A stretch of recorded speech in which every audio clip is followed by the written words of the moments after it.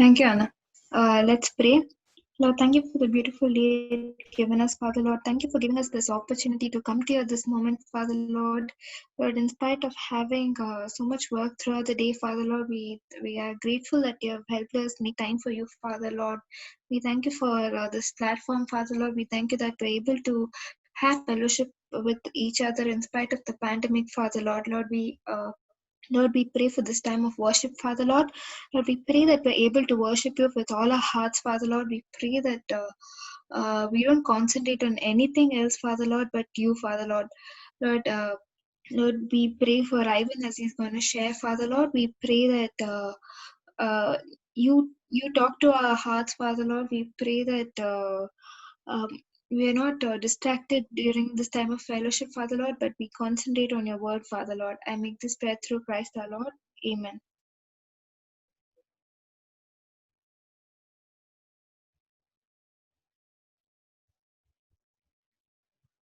Um,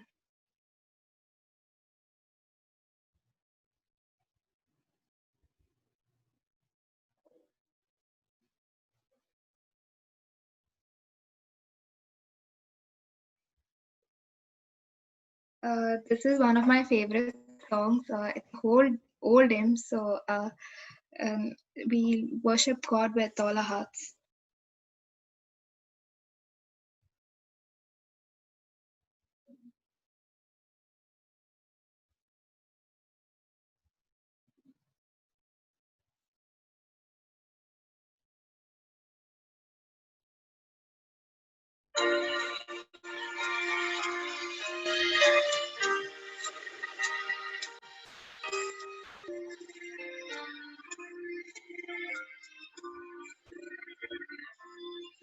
On a hill far away stood an old rugged cross, the emblem of suffering and shame.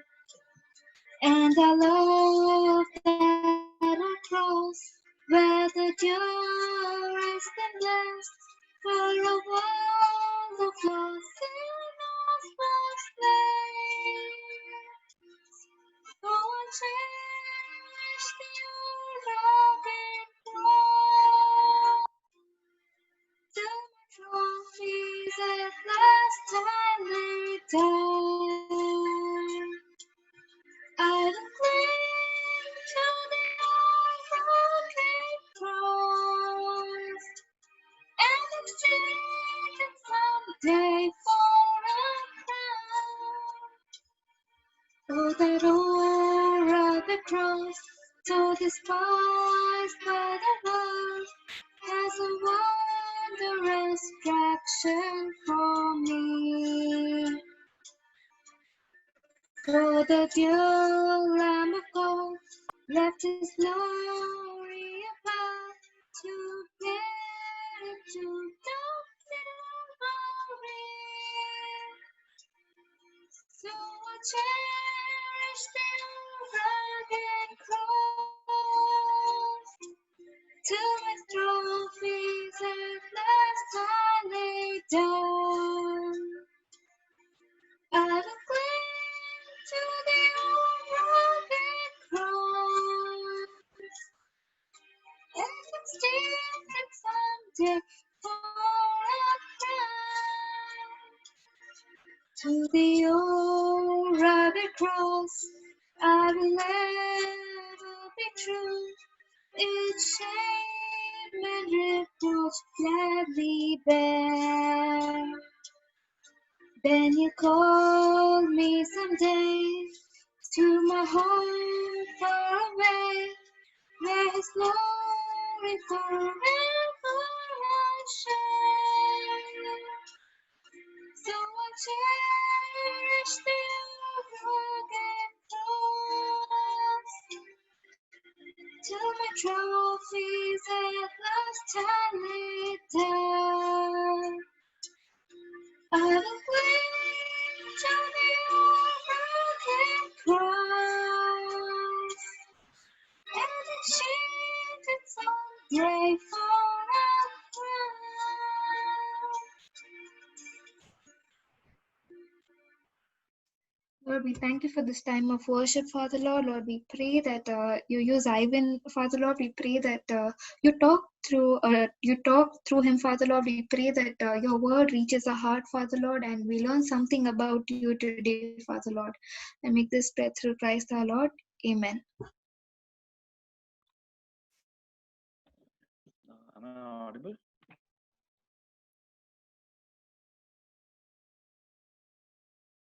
Am I audible? Your voice is fine. Is it better now? Yes. Okay, great. Okay, so no earphones. Good evening, church. Another opportunity to share the word with you, what I have learned. And I'll quickly go through this, then I'll try to talk in a way that I'm understandable. The title I gave to my message was to be rooted in Jesus. What does it mean to have your roots strengthened in Jesus? And the verse that I took for this, as I told before, the way I like to frame my message is take a verse and break it down into pieces and understand the main context in it. So the verse that I took this time was Colossians chapter 2, verse 6 and 7. So then, just as you received Christ Jesus as Lord, continue to live your lives in Him, rooted and built up in Him, strengthened in the faith as you were taught, and overflowing with thankfulness. So let's just start with the word of prayer. Father, I want to thank you for giving us another time to be here, Lord.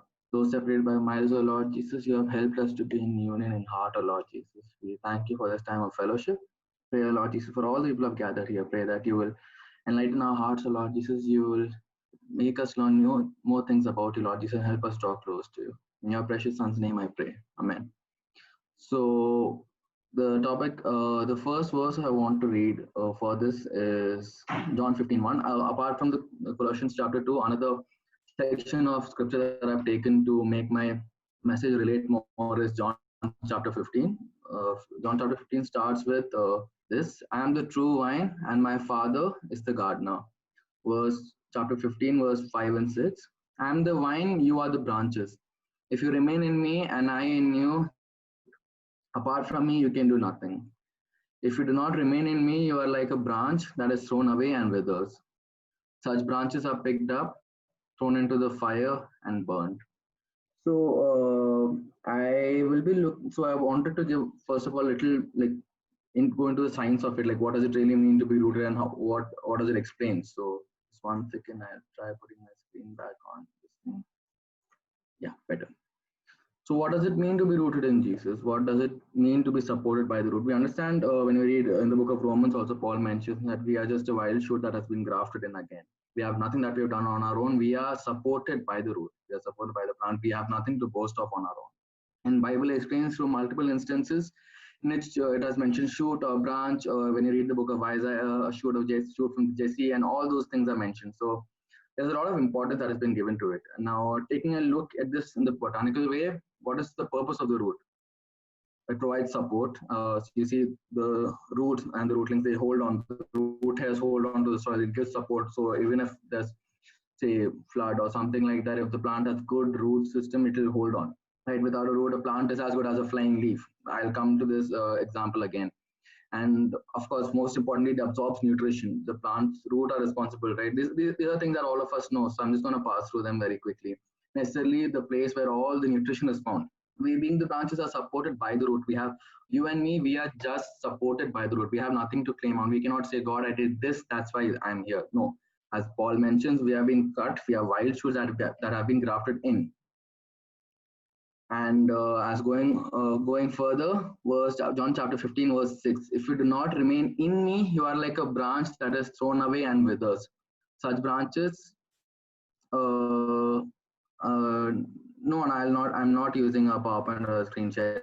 I did not have time to make a PowerPoint for this. I'll share the I'll share the doc file on this. If you do not remain in me, you are like a branch that is thrown away and withers. Such branches are picked up, thrown into the fire, and burned. So apart from this, if you do not have a root to cling on to, if you're not supported by a root, you're as good as a dead leaf. So if suppose if I take a leaf and cut it off of a plant and just leave it there, it's gonna die anyway. There's no hope for it left unless someone grafts it in, right?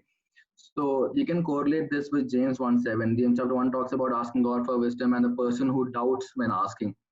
So when the person who doubts is like a way of seed being tossed about, right? So it's somewhat similar when you're not rooted in Christ, when you don't have your hope in Christ. It does not make sense because you're going to be tossed about by everywhere. So apart from nutrition and support, what else does Christ provide?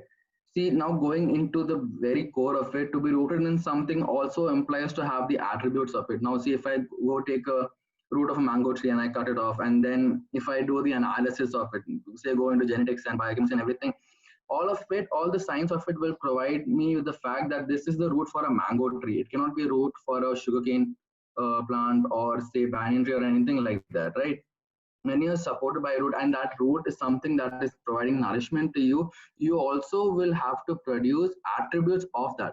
What I'm trying to say is that the root and the shoot are a specific combination. We also, when rooted in Christ, ought to exhibit the nature that is derived from it. You cannot be rooted in Christ and then be showing nature and say attributes of things of other things, right? I cannot I cannot be if suppose my root is a mango plant, I cannot be bearing fruits of something else. That does not make sense. Also, you can put into concordance the good tree bearing the bad fruit and the bad tree bearing the good fruit. Doesn't happen.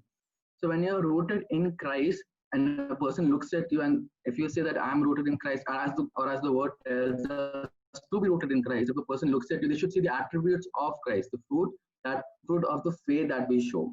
And they should know by your lifestyle that you're rooted in Christ.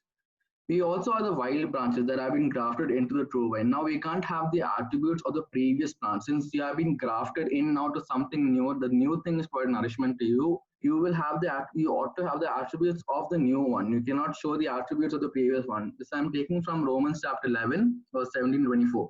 You ought to show attributes of Christ since we have been renewed in him and have been grafted in him. So this was a small message that I had written down like a month back. And yeah, based on John 15:5 and 6 and John 15:1. I'll share the talk file on the group, and if anyone has anything to add or correct me, please do so.